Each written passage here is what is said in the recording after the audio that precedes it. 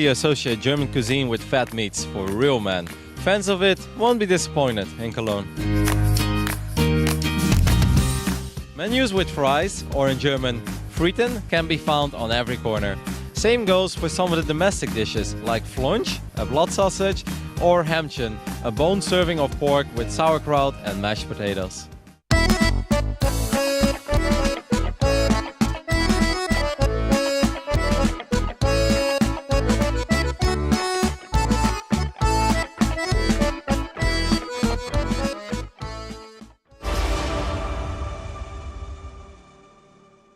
Masters, everybody. I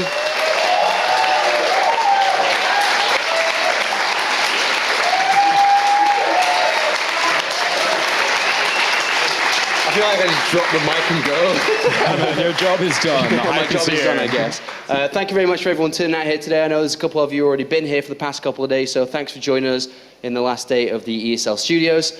Now it's time to start talking about what we have upcoming. Let's take a quick look at the bracket, though, before we do that, though. As we've already completed game number 1, if you're just tuning in, we have 4 best of 5 today. One of them has already been completed. Sue, as many people expected, won 3-0 over Lambo and has made it to the semi-finals, where he plays at Gamescom and, more importantly, plays for a chance at the World Championship if he gets top 2 and plays for the chance to be an Intel Extreme Masters champion. Up next is Fantasy versus Patience. 2 teammates go head-to-head now in a best of 5 that they didn't play that long ago either. They played a couple of weeks back, Moonglade. Yes, they did. They actually played in DreamHack Valencia when Patience took that one 3-2. Very close match, all mind games. We actually heard Fantasy talk about that the other day, or it might have been Patience, one of them saying like, yeah, it was just pure mind games. He prepared a lot better that day.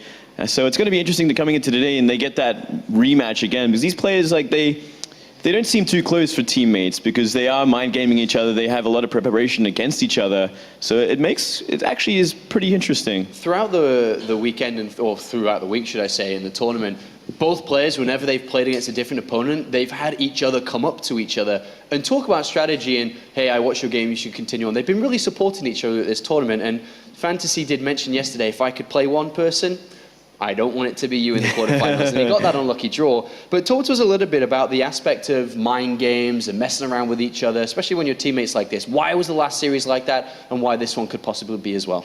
It's so weird. You kind of think of it as playing yourself sometimes when you're playing a teammate. You're like, well, what would I do if I was to play myself, if I was in their shoes? Because they know so many of your secrets. They're the people you often watch games with together, whether you're in a team house or just online together, and you're kind of talking about whether it's Pro League, GSL, and you're sharing all your thoughts on the matchup. And then you start to sometimes, if you're not as experienced, you get in your own head. Now, these guys have been up here before. They've been on these stages. So what they've probably been thinking about is the small tells and the reads and the reactions their opponent's making. So what you want to be doing is thinking about, how can I give off that fake information? How can I make them react in a way? And then how can I take it one step further and take advantage of their reaction? So this is where it gets kind of convoluted, right? Yeah. For watching, sometimes it's very hard to identify this, exactly where those mind games are happening. Show one thing, do the other type of games, and I'm sure that's probably what we're going to be looking at. But let's talk a little bit about Fantasy. It's his second Intel Extreme Masters tournament playing here in Cologne. He played in the World Championship a little bit earlier on this year for Season 9. He was a qualifier, came through the European qualifier to make it. He played in there, played in the round of 16, won a game 3-0 against Ray, and then went into the quarterfinals where he was eliminated against the finalist Trap. But Fantasy seems to be playing some of the best StarCraft 2 that we've seen, or definitely at least the results aspect of it. Yeah, this year he's been playing fantastically, better than he ever has, and he just keeps getting better and better. He has a lot of ups and downs and surprise losses. I think Patience is probably the one that's actually like shot him in the foot. Surprisingly, I guess you wouldn't really expect someone like Patience to do that, considering who Fantasy's beaten in the past. But it just all comes back to being teammates and sharing everything together. It can really come back to bite you in StarCraft. Do you think that because maybe Fantasy feels like he has been playing on a bit of a higher tier, that he's maybe going to be trying to take that safer approach and maybe be looking to try to stop the mind games, get things into a more solid late game? Do you think he's going to be playing more like that? I think he probably should, because if you consider how he lost in DreamHack, it was a lot of aggressive play, a lot of mind games, and kind of all-ins from Patience that caught him out. If you can take a step back from that, play a safer, solider game, you don't want to change your style too much, even if they are a teammate, because that could just throw yourself off in general. What would you say Fantasy's biggest strength is, though, when you look at him as a StarCraft player? He's just pretty well rounded in general. I couldn't really pick out anything. He's not like an overly aggressive Terran player. He's a Kesper. He came from Brood War. He's got the mechanics ingrained into his soul right now, so he can just perform like every high-level Terran Korean player we do see come from that sort of background. He's got some tenacity as well. You know, we know that fantasy GG timing once in a while does bring him back, but he's very steely, right? You don't see him get tilted because he's just in there microing his last units. He just tries to the last moment. So I think he's got that mental fortitude going from his experience as well. Yeah, I completely agree with that. Well, let's switch our focus then to Patience, who is a player that's one of the most friendliest StarCraft players you could ever meet. I'm sure if any of you guys here get a chance to take a photo with him, he's going to be very, very polite and very nice to you. He's that type of guy. But in StarCraft, he's a mean son of a... you know where I'm going with that one, because he plays Protoss, first of all. Let's just go down that angle. And he's not afraid to pull out some of the dirtiest type of strategies. He certainly is one of the most aggressive Protosses we have these days. Yeah, he is one of those dirty Protoss players that will all in every game they can and just complete aggression all the time. Shameless. Shameless opponent. You can tell when a Zerg player's had to deal with that, the way they start to speak about that sort of play style. But Patience is a guy who's always been very aggressive. I actually remember when he was going under the ID, I think it was Lucy Prime back in the day. Right. And I actually lived with him for a while when I was over there in Korea. And from the very start, he was always looking for those very fine-tuned aggressive strategies. And since then, he's developed so much as a player. He came over to Europe last year and had a lot of success in tournaments. And this year he's been still getting these opportunities abroad, but hasn't been doing quite so well in those Korean leagues. Yeah, I think that a lot of people, when looking at Patience, especially because he was living in Europe last year, he was the type of player where you'd categorize him as, okay, if you go back to Korea, goodbye, that's the rest of your StarCraft career over with. But he's managed to stay afloat in the Korean scene, which I think is probably one of the most impressive things about Patience, is he's still hitting and qualifying for the big leagues. He can still has the potential to go, at least to get into these leagues. He hasn't really made it too deep just yet, but he has potential for sure. He's a great player and maybe a little too predictable with his current style, the way he is so aggressive, but there is always potential there for him. He actually is one of those few Koreans that came back to Korea and performed. So if you were to summarize this matchup real fast for us before we jump into it, is it so as we said, a game of mind games here? Is it a game of, Patience being aggressive towards Fantasy? How would you kind of summarize it a little bit? It's going to be close for sure, and I think it's going to be about Fantasy. Has he figured out what he did wrong the first time around? Can he defend against what Patience is going to throw at him? Because I'm sure it's going to be a very aggressive style from him as well. I've got to agree with Glade, but if Patience has been anticipating this match, I'm thinking that at least one game he's going to go out and show some extreme greed and kind of throw that curveball by doing the unexpected. All right, thank you very much, gentlemen. It's time to head to the commentary team for this one. Which teammate goes through to play in Championship someday? It goes through to play at Gamescom on the main Intel Extreme Masters stage. Let's find out with Todd from Rotterdam. Thank you very much, gentlemen. And since I have been dropping some knowledge bombs around the city of Cologne, did you guys know that when Fantasy and True played against each other just a couple weeks ago, this man was casting and wearing the same shirt as he's wearing today. Fantasy and True played a couple of weeks ago. Fantasy and Patience. So much for the knowledge bombs, Kev. That you butchered that joke. Well, it wasn't really a joke. It was more like an observation. I just put up these VODs. I was like, it's my friend Letod. He casted the series. And he's like, he's wearing the same shirt. Yeah, listen. When you go to Valencia, it's very warm there. I know. I'm known not to really like when it's very warm. So, short sleeves. Here, if you must know, the AC is not working very well. So short sleeves again. Didn't even ask for permission, just went for it. YOLO. We're getting ready to hop into this series, the second quarterfinal of the day, and I think it's going to be an awesome one, Todd. Watched a little bit of those games they played against each other last time, and like Moonglade said as well, the analysis desk, those games, they were very close. They were very wild, back and forth. I like the approach that Fantasy had. Of course, whenever you go up against a teammate, there's always a lot of mind games involved. But I like the variety that he showed in his openings. A lot of Terrans will go Reaper into CC on the low ground, followed up with a mind drop 5 games in a row. And I think it's a super solid build. But don't do it 5 times in a row, because it just becomes too predictable. You're going to give the Protoss too many options to cut a corner here and there. As we are pretty much good to go, I believe. Right, Todd? Yeah. It's going to be good. Look at his Fantasy. He's actually He's got the 5-year celebration portrait there on BNet. What a boss. All Was right. playing a bit of Pac-Man earlier on an arcade.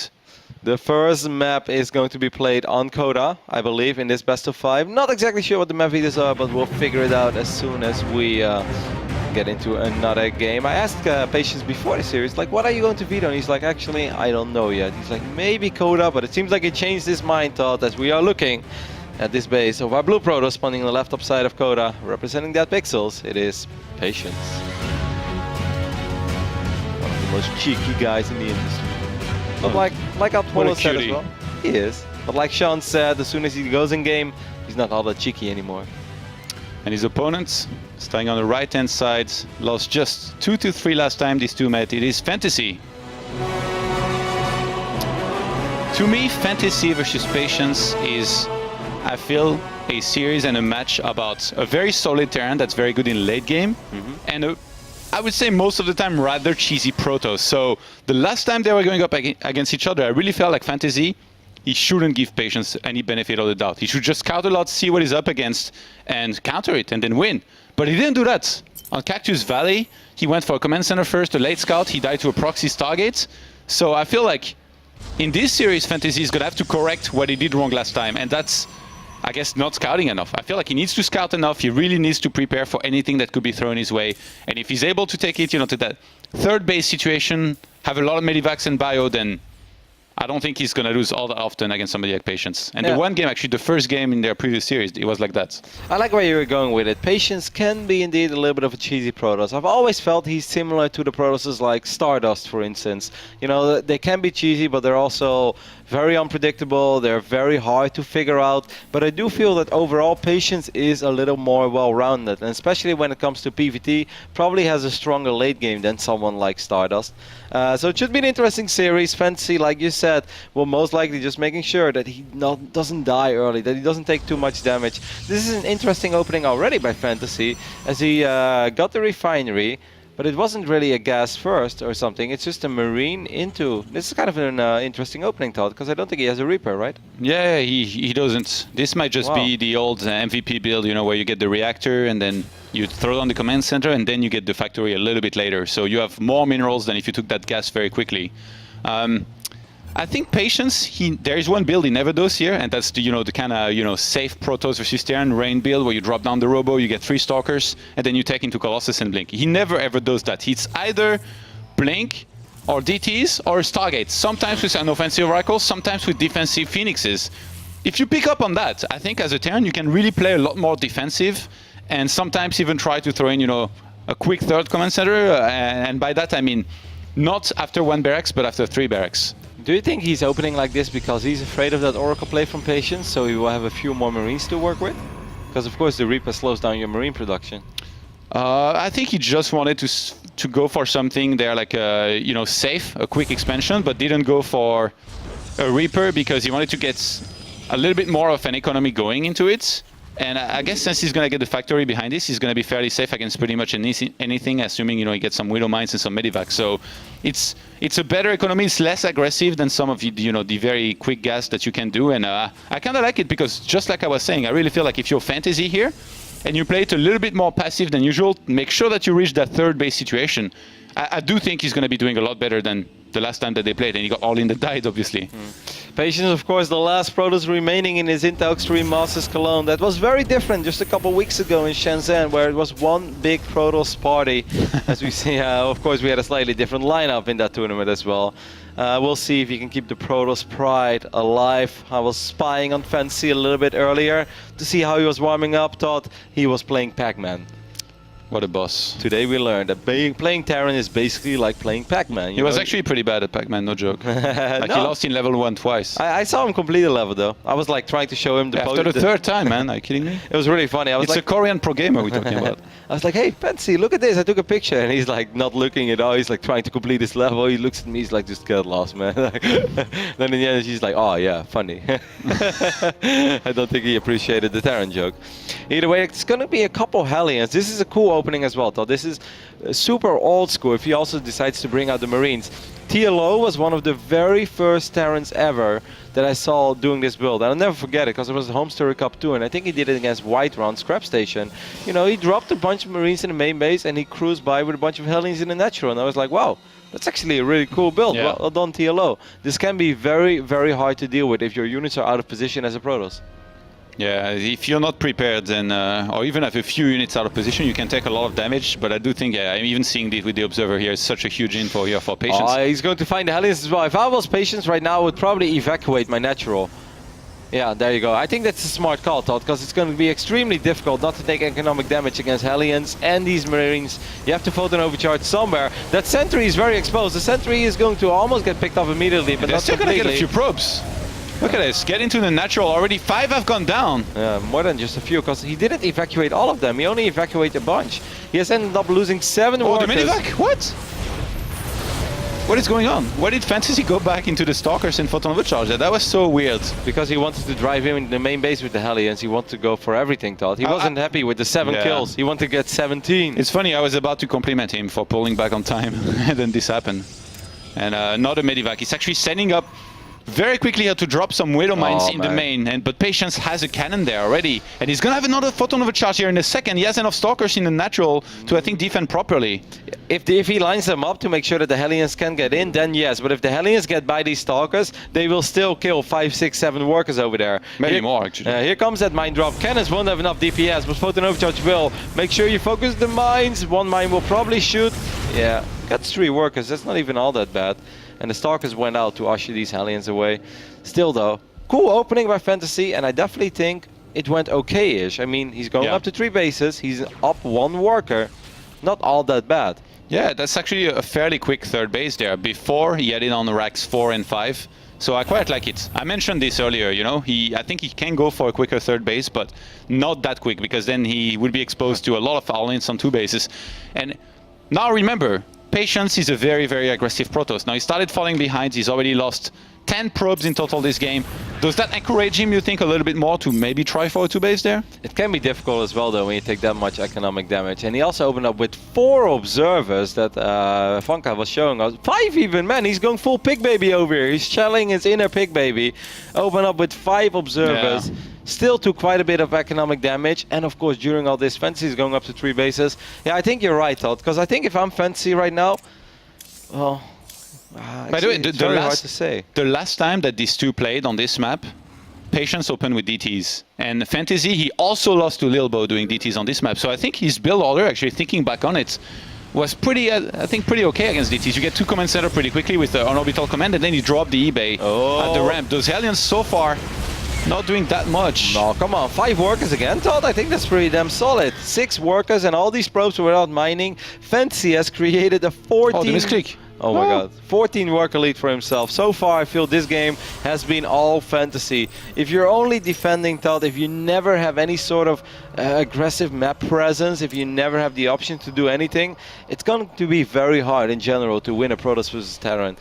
You know, Patience really needs to start taking some initiative. He needs to make something happen soon. I'm actually really surprised he went for the 3rd base there. I fully expected him to, you know, go for a lag gateway explosion and kind of go for an attack, but instead... I actually think he's going to be able to cancel it, because most of these Protoss units are out of position. These Marauders do have stim. Marauders will take care of this Nexus. Patience he wants to recall, but this Nexus is not finished. Nope. Yeah, this Nexus is going to go down. 3 Marauders is enough to cancel this Nexus, and this may trigger Patience to really go for a super big all-in, because what else are you going to do? If he places out in a macro game, being down a base, being down 13 workers, it's not going to be pretty. Fantasy even scanned to kill an observer there back at home, and he got it quite easily. I feel like this is another Fantasy we're seeing, that the one that played against Patience last time at DreamHack, because he's dominating hard here. And he's going to have so much map presence. He can just stay out on the map, make sure that anytime Patience leaves his base, there is a counter drop ready, a big Doom drop or something like that.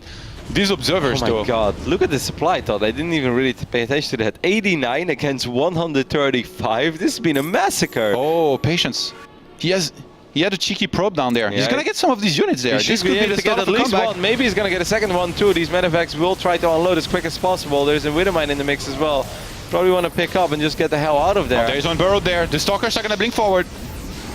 Oh, they actually dodged it. without Okay. even knowing. That was very good for Patience, and he needs to do something like that like 2 more times. And then we Yeah. have an even game, because And it's... Fantasy, oh my god. Well, here we go. Maybe this is number 1. If he gets 1 more full medevac... Fantasy is setting up to drop on the right-hand side the other right now, and that War Prism will actually spot that. Like 2 passing ships in the night, God. Oh god, please no. 2 passing ships that don't really like each other. Are you sailing in my water, son? So War Prism takes some damage, but it will survive for now. +2 is almost done for Patience, but he's still in a lot of trouble. The only thing he does have going for himself is that he has all those observers, that he has quite a bit of map vision now, and that he has a cannon in multiple bases. So he's setting himself up pretty okay to at least defend, but just defending when you're down 35 supply already, it's going to get very tricky. It seems Fantasy, by the way, is a really big fan of going for a lot of bio medivacs and not many Vikings. He doesn't like dropping a second starport often, even though Patience most of the time plays with a lot of Colossus.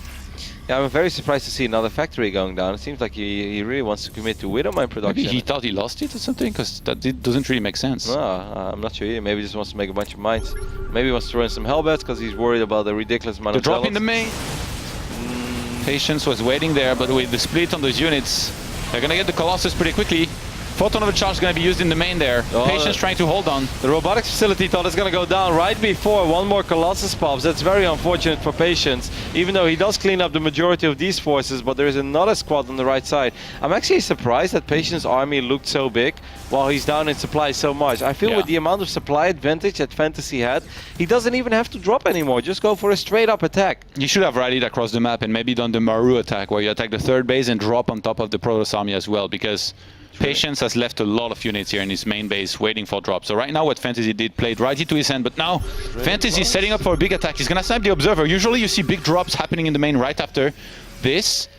115 army supply to 69. That's a pretty big lead there. Yeah, he's going to go for Drilling Claw on that 2nd factory, which, you know, is very good against armies that rely a lot on Zealots and Archons and maybe Stalkers, but against a player that opens up with a bunch of Colossus, it's a little bit surprising to see it, but I don't mind it. I actually think Drilling Claw Widow Mines are very good against Protoss. You know, it's always a lot of guaranteed damage. Storm is going to go down as well for Patience. Fantasy is maxed out at the moment, guys, despite the fact that he lost a couple of medevacs here and there. 129 army supply. Just attack straight up. Like, you don't have to drop over here, Fantasy. Dropping is awesome if you like, if it's an even game and you try to make something happen, but Scans the main, sees that there's a lot of units there. Resources lost. Fantasy lost a lot more actually, but it just pulled so far ahead in the start by killing so many probes that he managed to max out so quickly, and now he's gonna go for the fight and a big drop in the main at the same time. Yeah, that's very cool play over here, especially as he Storm saw just all these completed. units. Yeah, Storm just completed, but he lost already 1 or 2 High Templars. These Storms are okay as they connect with a couple of these Marauders, but that doesn't change the fact that there is a lot of bio into the main base as well. Could maybe go for a Colossus, as one of them is pretty damn exposed, and at the same time, man, they're just fighting all over the place, but it just seems like it's an unfair fight as Fantasy has just pulled so far ahead in the macro department that it doesn't really matter, as GG is called and Fantasy takes a pretty convincing Game 1 victory. Yeah, he was 2-2 there in upgrades against just the 2-1 Protoss as well, so definitely made quite a few units there to kill his opponents. And in the end, these drops, even though they got shut down at first, Patience not able to hold on. Even though he completed Storm just before. Yeah. That's supposed to be good, but I guess he was just so far behind in the end that it didn't matter. He lost 1 or 2 High Templars right before Storm finished up as well, I believe. And I do think the play was very cool by Fantasy. He had 4 medevacs full of bio units ready to drop. He could potentially maybe drop it on top of an army as well if that situation would have occurred. But then he saw the units. He's like, all right, you've got an army in your 3rd base, you've got an army in your natural. That means there is nothing in the main. I've got so much bio, just fly into the main, unload it all, and you gotta make a choice, mate, which army you want to fight. I got 3, you only have 2.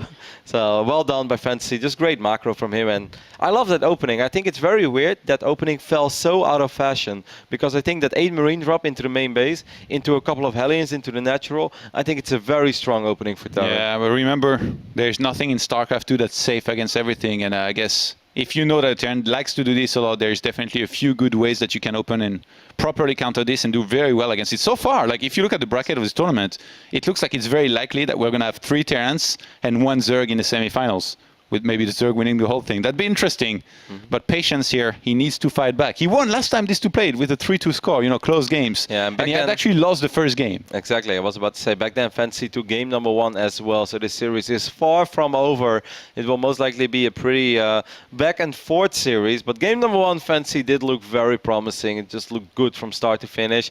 I like the idea of Patience to pull the probes from the natural into the main base, so you only have to defend one location against that marine drop and the Hellion run by. But then he kind of just let them long distance mine, and he still ended up losing 6-7 workers. And then the mine follow-up was awesome as well by Fantasy. Just a great build and great execution. That's all there is to it. All right, we're on Cactus Valley here, and starting on the top right-hand side, playing as the blue Protoss. He needs to bring it back. It is Patience. A cheeky guy. Always so calm, very smiley in and out of the games. Doesn't really matter whether he wins or loses, he's always friendly. On the left top side of Cactus Valley, we're looking at the main base of a Brood War legend. Wants to continue that legacy in StarCraft 2, it is Fantasy.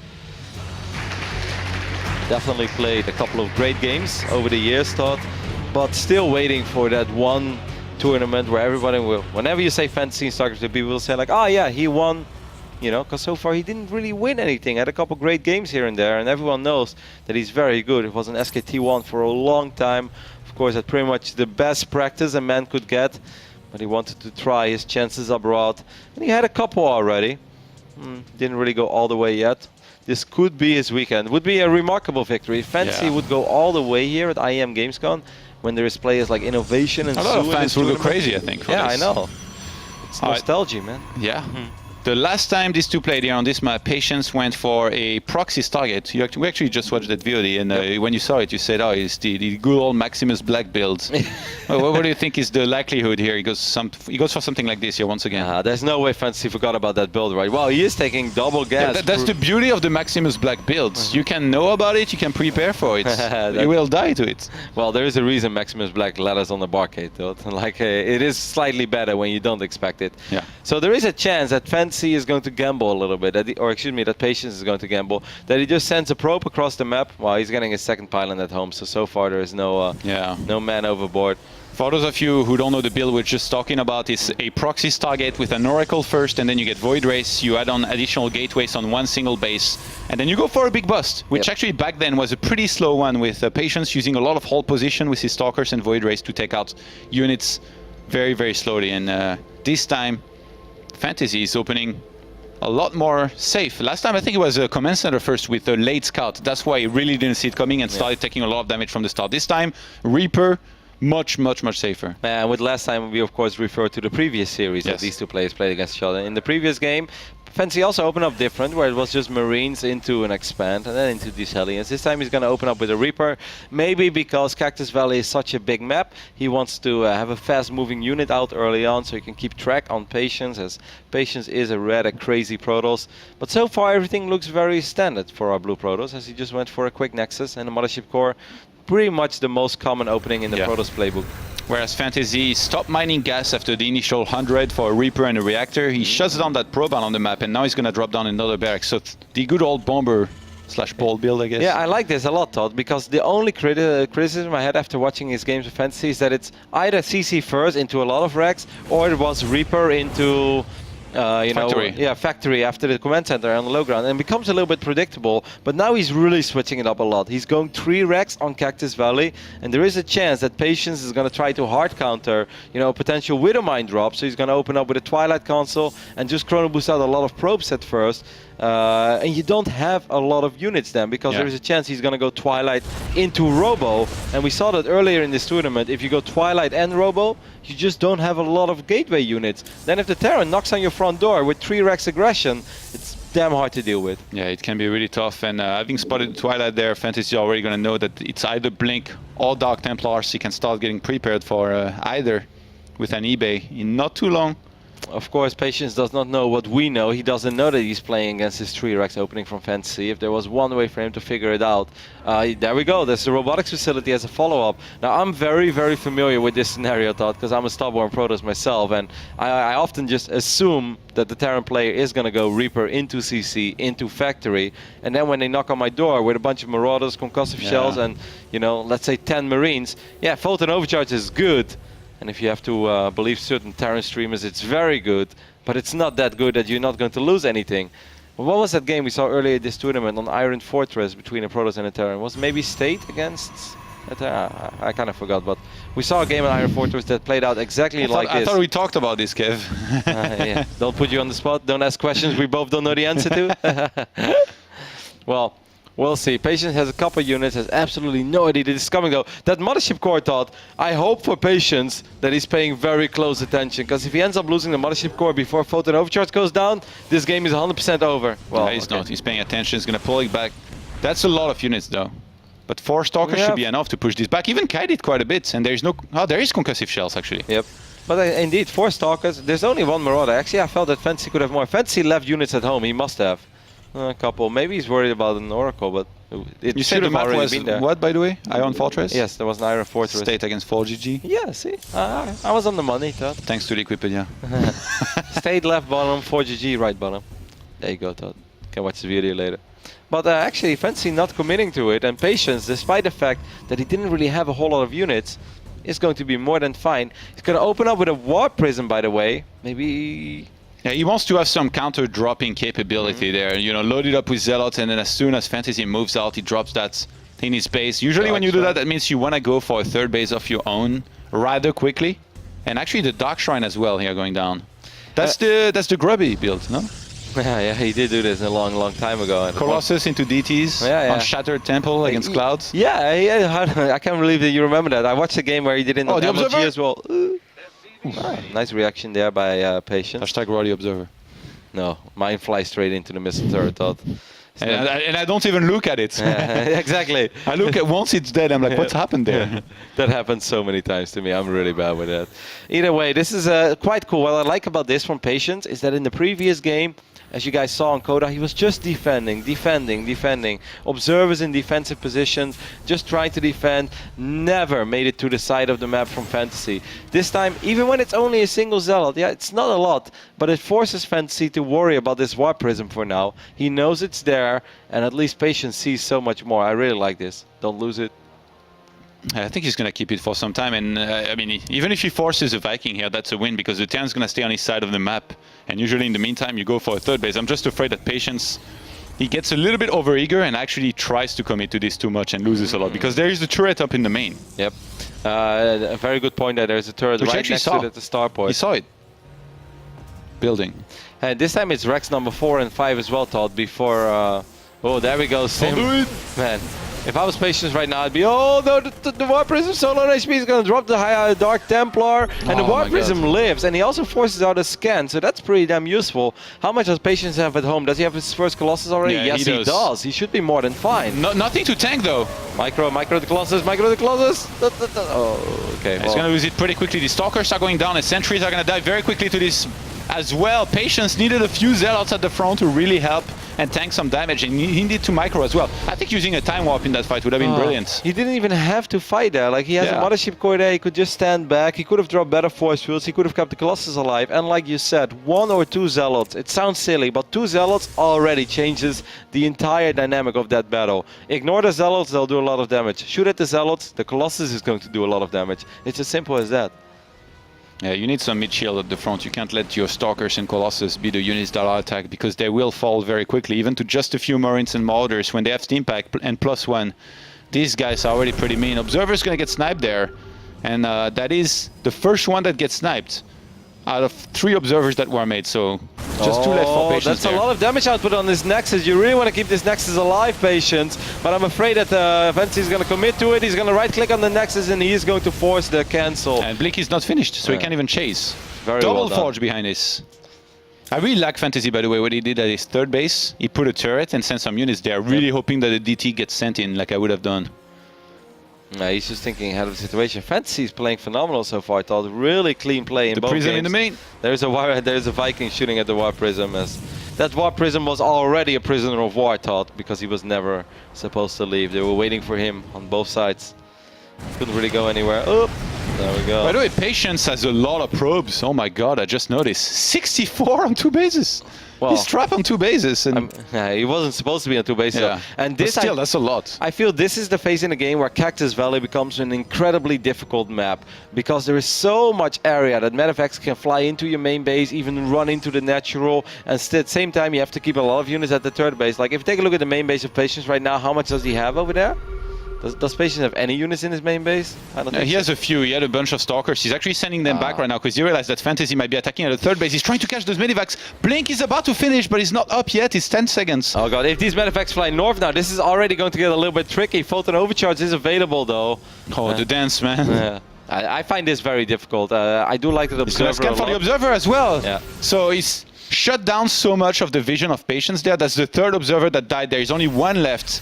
And right now, it's with the army here of Patience. So Patience's vision right now, it's gone. He really doesn't see much. I'm such a jinx tot. I'm like, I do really like the Observer for Patience. And it's like, boom. It's like Patience is like, thanks, Roddy. That was a great call. You really do surprise me.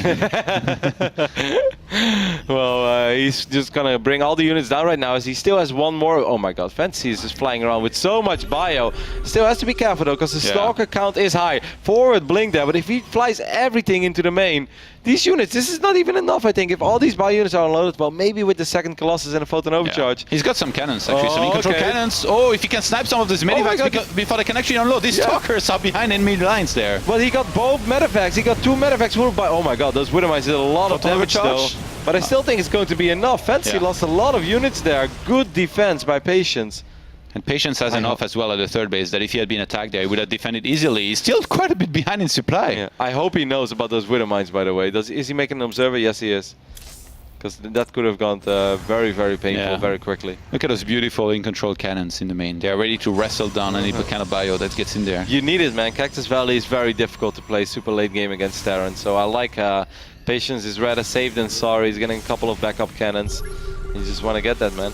Patience, his plan is simple there. Kill as much bio as he can, keep on defending, build up his Colossus count, and then potentially go for a timing of his own. He's going to start 2-2, finally feels comfortable enough to start it, and he's even up the supply very nicely. 96 army supply to 102. I think Fantasy should ignore the main base for now, and he should try to attack the third base from the south side. Just stim in and try to right-click on the Nexus, because there isn't really a whole lot of vision on the south side. He's going for the big doom drop. Oh my god, he's going to blink on top of that army again. It's quite risky. His other chunk of army was not too far there for Patience, so he's going to get a full army fight against full army. It's going to be ideal for him. Yep. I actually think this is pretty okay for Patience, even though there's still a lot of medevacs over here. But one more medevac will get picked off, and it was full of units. Patience taking a supply lead, probably for the first time in this series. And on double forge, he's on 3 bases. There is no Viking production on the way. There are no Ghosts on the way. I think this has been going extremely well for Patience. Some might say he's been really patient, Roddy. Oh. He never started charge, though. Because of all the action that's been happening, he forgot about charge. We've seen before how this can be a huge disadvantage in some of those fights. You need charge as soon as he's going to start building up his Zealot count. He's on 17 already. Oh man, the drop defense has been so good so far, but Fantasy is relentless, and he's just going to try it one more time. Widowmines will connect with a couple of these probes, and with a couple I mean 14 or even 15. There go the in-control cannons. Maybe he's going to be able to get a forge as well. No +3 armor for you, matey. Or is that +2 armor? That was +2 as well. +2 armor? Yeah. So it's going to be 2 attack and 1 armor here in a moment. Templar Archives is going to start, as well as another forge there. The thing is, though, relentless. You know this about Cactus Valley, it is very, very difficult as a Protoss to move out. Because you know, every single time you move out, it turns into a base trade. There is like no in between, because there's so much mobility for all these medevacs and stuff. Very smart. Dark Templar there at the fourth base should be able to cancel it pretty much immediately. There's still some unit in the third base. I really like this here by Fantasy. Yep, doesn't use F2. He's a bigger man than I am, Todd. Those units, if this was my army, if this was my Terran game, they would have marched across the map a long time ago. This time he's going via the south side, by the way, on the third base, and I like that. Even though Patience has a lot of units there, and he's going to catch it indeed. Yeah, I think he's going to realize soon that there is no charge, because right now he looks at those Zealots. They're like, why are you guys so slow? A couple of Dark Templars in the front as well. Oh, Fantasy wants to fight? They will get a few swipes off. Oh, Patience is moving out at the top with the big chunk of his army. He's close. He's got more supply. This is looking very scary. Yeah, 135 army supply to 94, Roddy. Yeah, that's actually pretty Oh my insane. god, if he was to attack there, there is not many Vikings at all. There is one Viking against 7 Colossi. Oh my god. I love the random Widow Mines for fantasy, but Patience has been extremely good with his reservists. I'm very impressed with Patience this game, Todd. This was not an easy game to play out, but he's really made the best of it. And now for the first time, he really showed some, you know, he put some real scare into Fantasy. He's like, hey, look at my army. I can actually start attacking you soon. So Fantasy brought back the other units because he's like, maybe I can fight my entire army against half of your army, but that allowed Patience to regroup as well. Patience is about to get a 8 Colossi against one single Viking. I know Maru can win without Vikings against Colossus, but there are limits, I think. Yeah. And this is indeed, this reminds me a little bit of Maru Deer back in the days where it's just only Marines, only Marauders. It's a very fun playstyle for a Terran, but most of the time there is a timer on for how long can you win this game, you know. Against 3-4 Colossus, it's still doable. Maybe against 5 if you start dropping, but in a straight-up engagement, this is going to be the Terran massacre of the century. Like, he's not going to kill anything. I think Patience is going to go for it with Storm, by the way, as well. And there is no Ghost. Fantasy is just kind of sitting there at that 4th page trying to secure it, so I think he's going to be in trouble there in a second, unless he can drop and do a lot of damage. Yeah, he can't fight the army straight up. I think he's going to go for the base trade pretty much immediately. You cannot fight an army. Look at how he says it's setting up, though. He's not looking like he wants to base trade. No, he can't fight it. Scans and sees the army headed his way. I don't think he can pick up and leave there. It's too risky. He's going to go for the fight. Yeah, you're right, actually. He's playing out his units like he wants to fight, but there's no way. Against Storm, against this many Colossus. 8 Colossi. Yeah. 8 against 1 Viking. Good luck, have fun. Which is actually not even in the fight. Make it a laser show, Patience. This is your moment. You have to wait probably 22 minutes to get in this position to finally be able to attack. But the moment you will, it's going to go well. I like the idea of Fantasy. He's going to drop a couple of Marauders. Actually, a lot of Widow Mines. Will they be able to connect with these Colossus? Well, a little bit, but not enough. The idea was there with Drilling Claws as well. Awesome idea, but it was just not enough. Patience has been too solid this game. It's defending non-stop against drops on Cactus Valley, and it's very difficult to always have your units in the right position, but he did it, and he takes a commanding army supply advantage. That was the most one-sided fight I've seen in a long time there. 8 Colossi against just, I guess we can say 0 Vikings, because that one guy was even on strike. He plays Marine Marauder Widow Mine. I think the idea with the mines was very cool. Yeah, he needed to do way more damage for this to work, like kill the Nexus, and then GG will be called, and Patience brings it back after a rather long game. Yeah, but if that would have worked out, we would have been screaming our lungs out. We would be like, oh my god, 10 Widow Mines just killed 7 Colossus. Yeah. No, you are absolutely right, though. If you can't beat your opponent's army, and like, it's not like he didn't see it coming too, he was scanning. Yeah. He saw the 8 Colossi. Yeah, he should pick up and try and drop. Like, you see this army, like, the last thing I want to do ever is fight it. Doesn't make any sense. And in this case, he fought. And Cactus Valley is a pretty okay base trade map as well, so you can maybe start somewhere, but it was just kind of funny. It looked like, you know, like a featherweight boxer walks into the gym and he sees there is a heavyweight training, and then he puts on the gloves and he's like, all right, bring it on. You know, that's kind of how that looked. It's like you're staring at 8 Colossus with Marines and Marauders. The idea with the mines was cool, but like you mentioned, Todd, I think he just didn't do enough economic damage throughout the game. Yeah, there was one time he started to do a little bit with one of the drops at the top because Patience had left his base too early, but in the end that was defended. And even though the Forge Snipe was really nice in the end, it didn't really achieve nearly enough for Fantasy there. So in this case, no Ghosts, no Vikings against High Templars and Colossus. We all know how that goes. You know what I think Fantasy could have done maybe a little bit better? Every single time he tried to drop into the main base, he dropped very near the ramp, which means that the Colossus would always be able to get a first swipe off or a second swipe off. Well, I think at Cactus Valley, there's quite a bit of surface area into the main base. If he flies all the way north into the main base, he can unload these bio units. And everyone knows a Terran drop is 100 times harder to deal with when all units are unloaded already and ready to fire, rather than them being unloaded one by one and often dying one by one, or 1 out of 3 units will die immediately. And look at Patience taking a few sips there. That's not water, that's Terran tears right there. Okay, maybe not yet. Well, he's still got a few games to win. We don't want to pull a Bly over here. Let's not dance our units in game number 1. Hashtag Patience on fire. Our third map in this series is going to be Bridgehead. It could be a potentially very fun map as well. I'm even more excited now about these next 3 games because I love this playstyle of Fantasy. I am not sure if this is the best way to play for a Terran, but it does often provide the most entertaining games, and it gives us a lot of action. It gives us a lot of, you know, potential really cool moments. All right, here we go on Bridgehead. Roddy, are you ready? Starting on the left-hand side, playing as the Blue Protoss. He also plays for Dead Pixels, as they both do. It is Patience. What a cutie. You just gotta say it every single time. When you look at Paige, you're like, ah, That's the first thing that comes to my mind. you cheeky guy, you. On the right side of Bridgehead, we're looking at the Terran that looked phenomenal in game 1, still looks solid in game 2.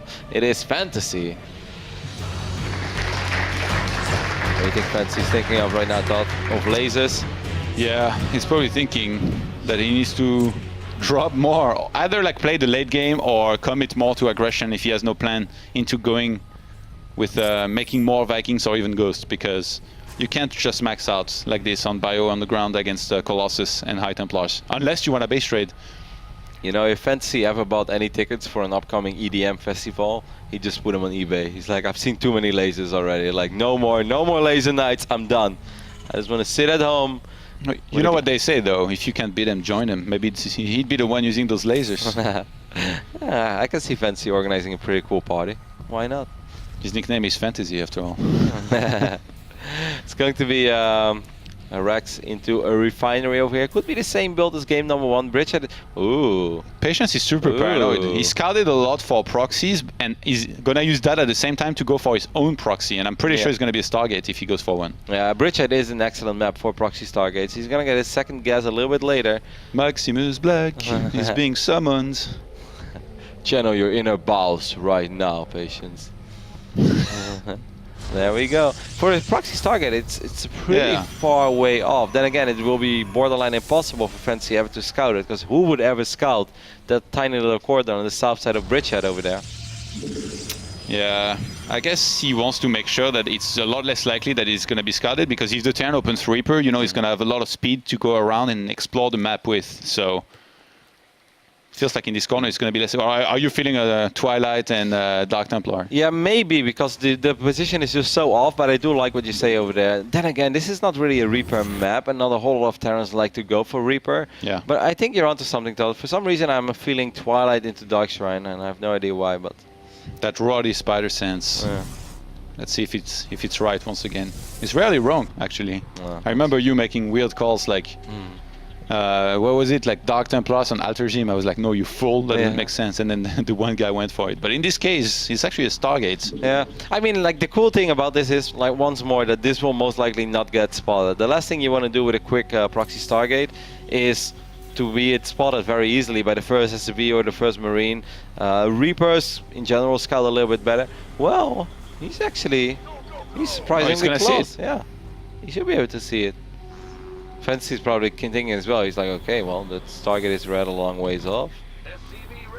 I think Fantasy realizes that, you know, Patience, he won a nice game last game, but his style overall is almost always going to be, you know, heavy aggression like this. So putting a lot of effort into scouting like this is exactly what he needs to be doing for pretty much the entire series. So seeing that Stargate there, even seeing that it's an Oracle, it's a pretty big information. Like the Widow Mines that he can set up are going to be pretty important. What I'm very excited about right now, Todd, is where are the Widow Mines going to be? And there you go, man. These Terrans, they just get more and more sneaky each given day when it comes to where to position their mines. There are so many moments right now. Like in this day and age of PvT, Todd, I don't even have any ambitions or dreams anymore to keep my Oracles alive, because I know I can't go anywhere. But I think that's what Patience is going to do, is just fly around that edge here, not go too close. He's going to see that there's in fact a factory and probably just go back home, wait there for if there's a Widow Mine drop and get Phoenixes. So he's going to use the Oracle to reveal, pick up the Widow Mines and kill them and play it defensively, which I really like, because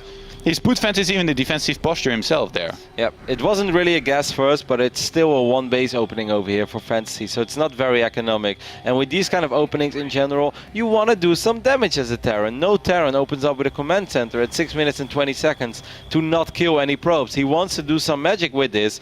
Hellions are cruising to the other side of the map as well, but the first Phoenixes are out. Photon Overcharge is not ready, but he should still have more than enough DPS. Come on, use your Oracle. Should have been on top of these Marines. Marines are going to shoot at the Oracle. Will it be enough damage? Hellions are getting in though. They might be able to get a lot of kills. Patience wasn't looking. Oh my god, that splash. He's going to start losing a lot of probes there. 5 already have gone down. And he's going to lose way more than this, Todd. It's 8 already. Phoenixes will eventually be able to take care of the medevac, but he's lost so many workers already. Oh my god, 14 workers have gone down.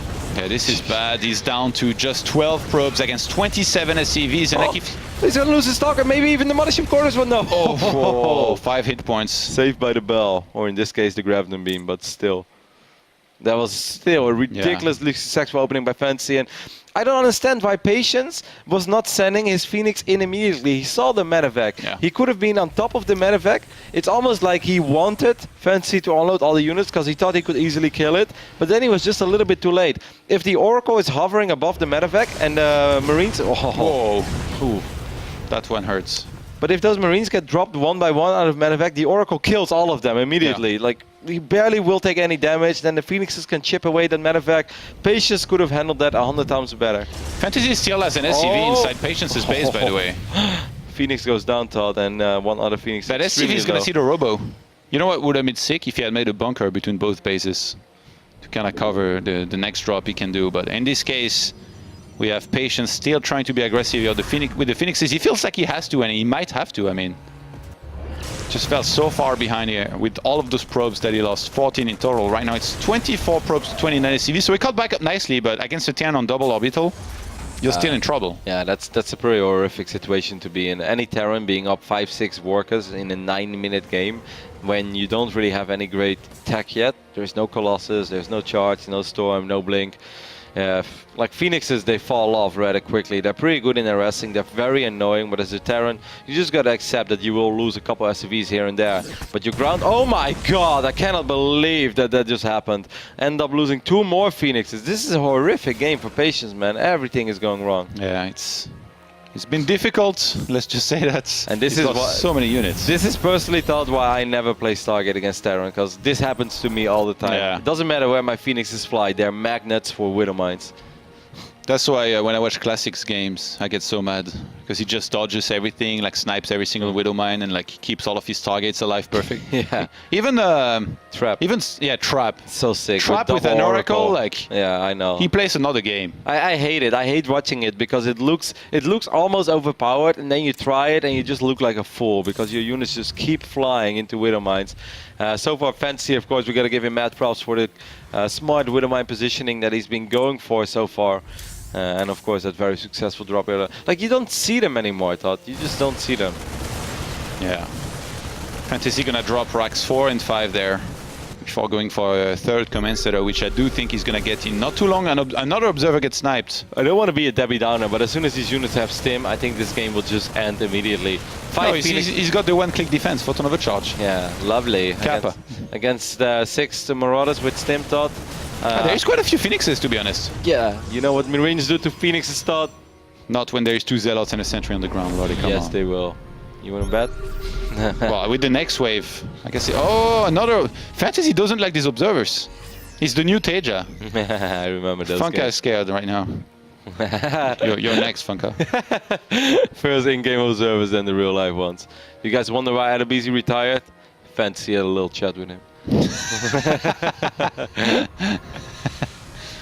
I mean, this army of Fantasy is just so much stronger than the army of Patience. He's going to so many Phoenixes. You think he's gonna Patience kill it again? knows he needs to do something drastic. You think he's gonna kill it? Yeah, of course. Funka, be scared. He's coming for you, Funka. Lock the door. Oh, the units are in the natural there for Patience. And when I say the units, it's 3 Zealots and 1 Sentry to try and buy some time for his Phoenixes to do something. Once again, don't want to be a Debbie Downer, but this army of Terran is so much stronger than the army of Protoss. There's going to be a Widowmine drop in the natural as well. There's no observer over here. He went in, killed the Cybercore, and then left. The terrorist Terran, man. He's back at it. This is a very frustrating game right now for Patience. He knows he's in a pretty horrific position. With 1 Colossus... Oh, the Medivac got away. That, of course, changes things a little bit. Does he have an observer, Todd? Yeah, he's sending it at the natural to clean those Widow Mines, but Fantasy, that's his cue to go into the main and try and get a good fight there, even against the photon overcharge. He snipes a pylon, immediately unpowers that gateway, starts chipping at those units and probes, got a Sentry very quickly. First Colossus is out. Yeah, that's kind of what he needed. So now at least he will be able to clean up this army, as of course there's no retreat against all these Phoenixes. A couple of these Marauders being picked up as well, and the Colossus will take care of the Marines, but 18 workers, Todd. And look at this, look at the minimap in the natural now again. Fantasy is relentless. Fantasy is all over game number 3, and Patience knows it. GG is called. Fantasy takes a 2-1 lead. Sick play. Yeah, great performance there. Fantasy, you can really feel like if he starts getting into his comfort zone and he takes no damage early on and he's the one actually doing some damage, it's actually really hard to come back in this kind of game against him. He just knows, you know, to go for every single proper step, keep on applying pressure, and at the same time, you know, macro properly with the additional barracks, tech, and even third base that he wants to go for. So that was very, very good here by him. Yep, it's been a cool series so far. We're going to head over to a very small break, or at least for the players. Maybe we'll just stay on air, because now I'm not 100% sure anymore, Todd. Okay, so we are going to go throw it to a very small break as the players maybe have to go to the restroom and stuff. And after that, we'll be back with the conclusion of the second quarterfinal of the Intel Extreme Masters Cologne. Stay tuned.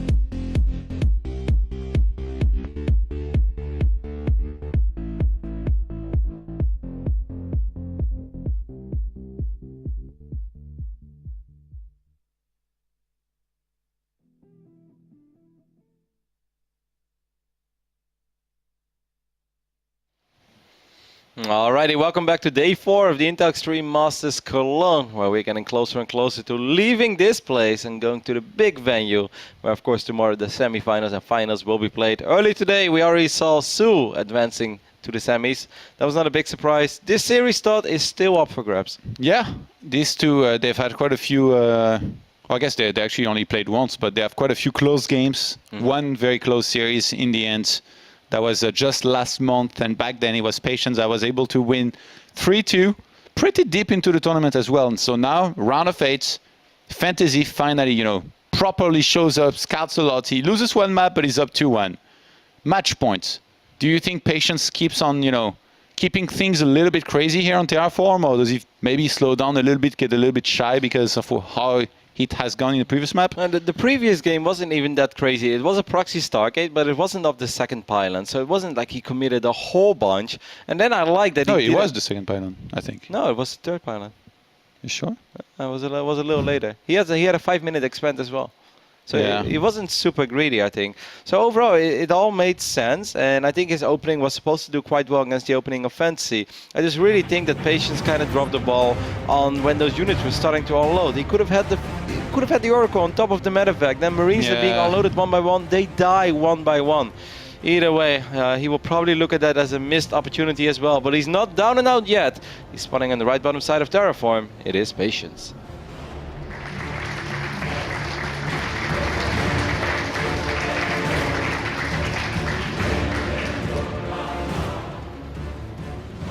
And his opponents, starting on the top left-hand side, they are playing as the red Terran.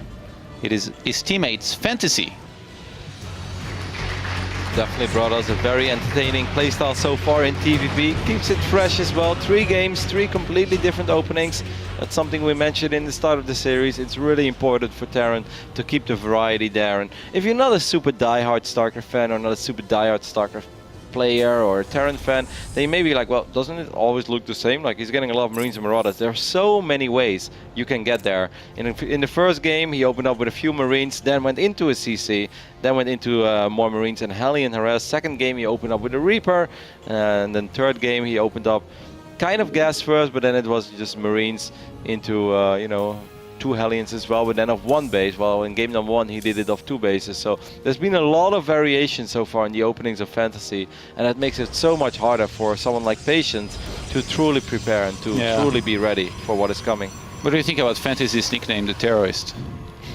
I think it's kind of rude. Do you know why that's his nickname? Tell me. Because, well, that's what Liquipedia says, and Liquipedia is always right anyway. Because he had excellent dropship and vulture control in all matchups. Okay. So I guess he was like a little bit everywhere and blowing stuff up.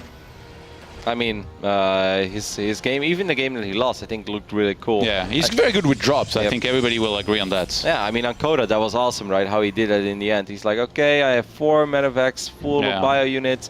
Let's just look for an opportunity. Maybe I'll drop it behind the army. Maybe I'll drop it in the main. Then he went for the main. That's just cool play, It's not that he picked him up and then he went for it. He already had him picked up because he was planning for something like that all along. Yeah. So that's really cool. Patience is trying to fake that he's proxying a Stargate, but Fantasy actually didn't quick scout with NSCV there. He's only going to rely on his Reaper, so I wonder if he actually fall for it. I don't think so. Zealot will be cancelled and Nexus will start, and then we'll have the Mothership Core starting, and I think Fantasy might not even be able to see that there is no second pylon in the main, and he's not going to be worried at all. So Patience wanted to try something here to trick Fantasy, and I feel like it's not going to work at all.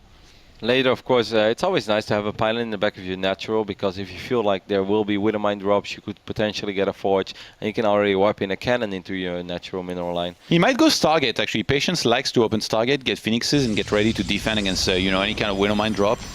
I'm kind of feeling some Twilight play here, Todd, because there's no ramp. DTs? No, just Blinkstalker, but a lot of aggression. Not like Blinkstalker to defend. I feel like he's going to try to defend the first drop, and then he's going to counterattack immediately on the other side of the map. Usually Patience, in a best of 5, he likes to go DTs at least once. The last time that these two play was on Coda, they went for DTs. Now this map is pretty damn good, especially, that pylon and the natural can, get DTs in very quickly. But now Terrans, they really started figuring out how to, see it coming, defend a lot better against it. So we'll see. Well, the Twilight is on the way, Todd, so both options are still very alive, but I just have that feeling that we're going to see some aggressive Blink play this game from Patience, as he's just being rather passive in this series. Patience, we said it in the start of the series, is kind of like Stardust, likes to be an aggressive. It's going to be Darkshrine for now. I like actually the mind game. Oh, there isn't the pylon in the main to prevent the Reaper from getting in there very easily, so the Darkshrine will be spotted pretty much instantly, which I think a lot of the time here is going to mean a cancel. Yeah. Or do you play the reverse mind game? The last time that these two played on this map, there was a 5-gate Blink all-in, which actually succeeded by Patience.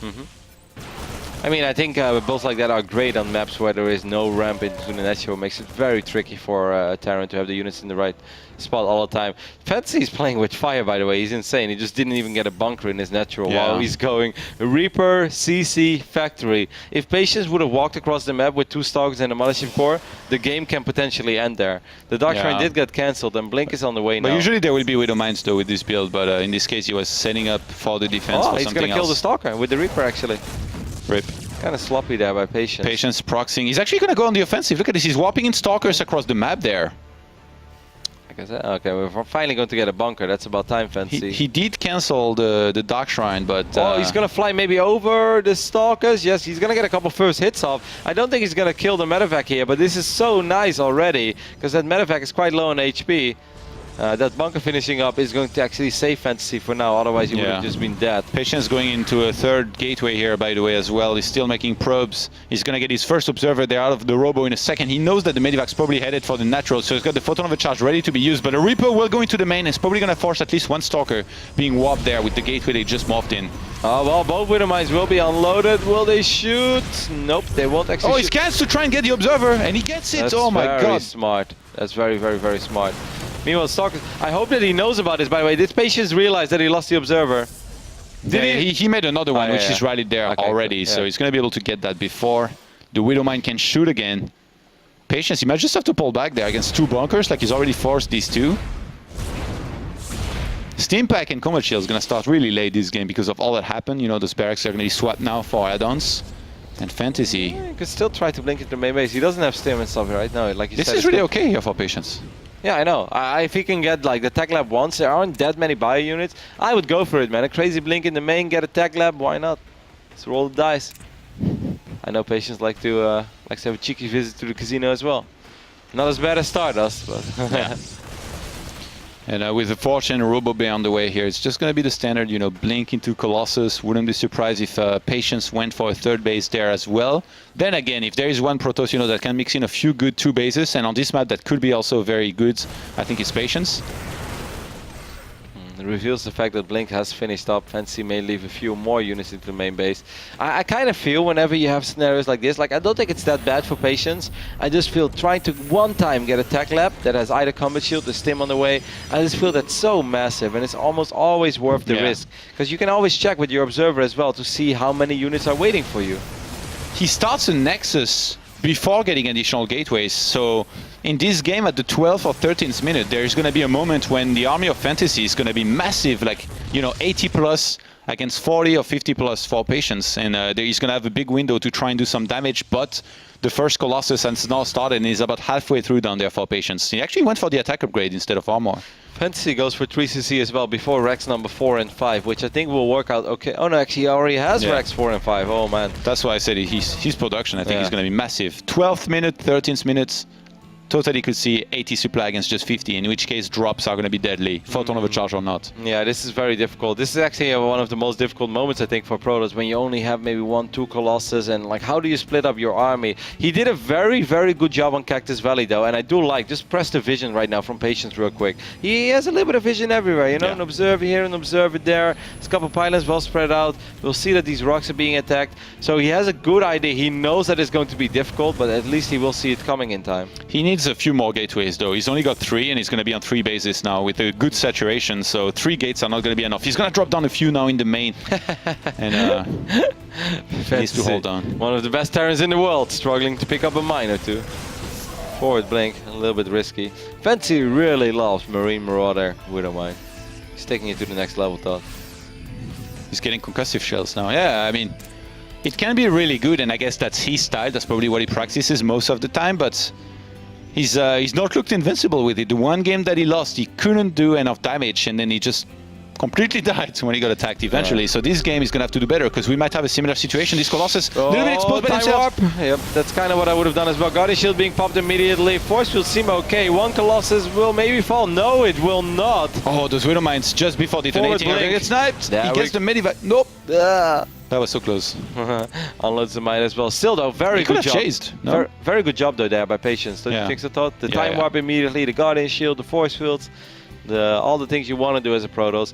Where he previously in the series dropped the ball once on losing a Colossus that he didn't have to lose. This I time, like what you said. You said kind of like I would have done, except you would have done it better, obviously.